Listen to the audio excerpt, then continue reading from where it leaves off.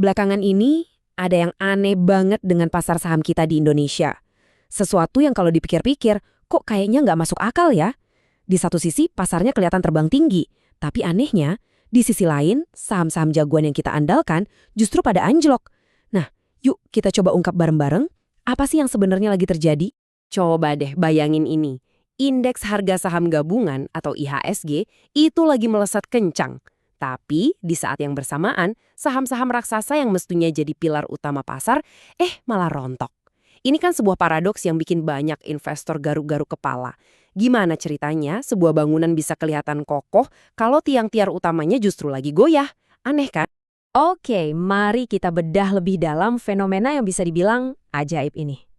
Apa sih yang jadi penyebab perilaku pasar yang aneh ini? Dan yang paling penting, apa artinya ini buat kita semua? Nih, ada satu angka penting yang perlu Anda ingat. 21%. Sejak awal tahun, IHSG itu udah meroket setinggi itu. Ini bukan sekedar kenaikan biasa loh. Ini benar-benar lonjakan yang luar biasa. Dan yang bikin lebih gila lagi apa?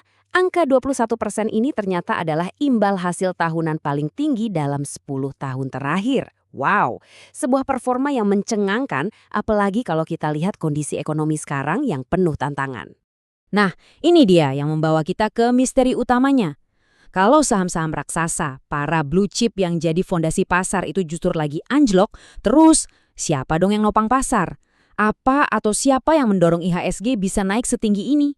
Nah, ini dia sisi lain dari paradoksnya. Kita ngomongin nama-nama besar kayak BCA, Mandiri, sampai Adaro. Semuanya, Anda dengar ya, turunnya itu sampai 2 digit.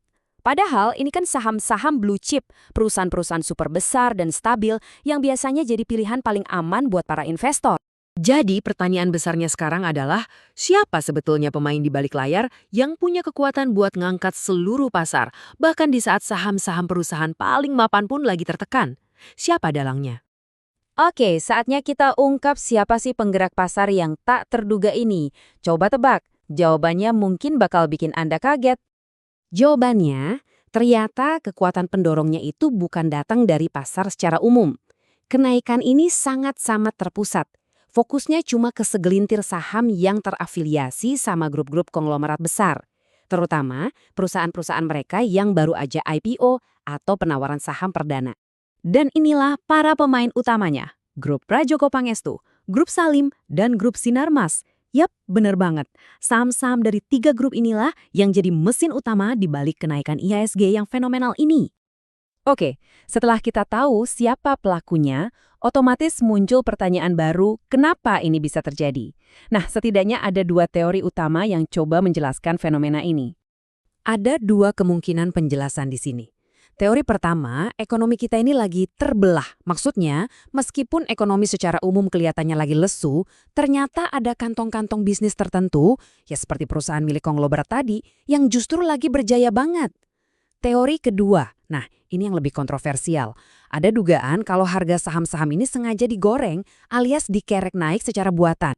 Lalu, apa artinya semua ini buat kita sebagai investor?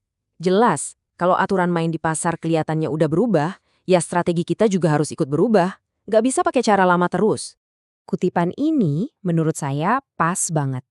Di pasar yang sangat dinamis dan kadang nggak logis kayak sekarang ini, kalau kita terlalu fanatik sama satu strategi aja, itu bisa bahaya. Jadi kata kuncinya sekarang adalah adaptasi. Jadi, pesan utamanya bisa kita simpulkan jadi 2 langkah praktis. Pertama, jangan fanatik sama satu strategi. Mau Anda itu penganut value investing yang suka saham murah atau growth investing yang ngejar pertumbuhan, jangan kaku. Kedua, dan ini yang paling penting, jadilah investor yang adaptif. Terus belajar, terus amati, dan sesuaikan diri dengan kondisi pasar yang ada. Nah, sebagai penutup, coba kita renungkan pertanyaan ini sama-sama. Kalau ternyata kenaikan IHSG yang kita lihat sekarang ini bukan lagi cerminan kesehatan ekonomi negara secara umum, tapi lebih ke pergerakan segelintir grup konglomerat, apa artinya itu bagi portofolio dan strategi investasi Anda ke depannya? Coba dipikirkan.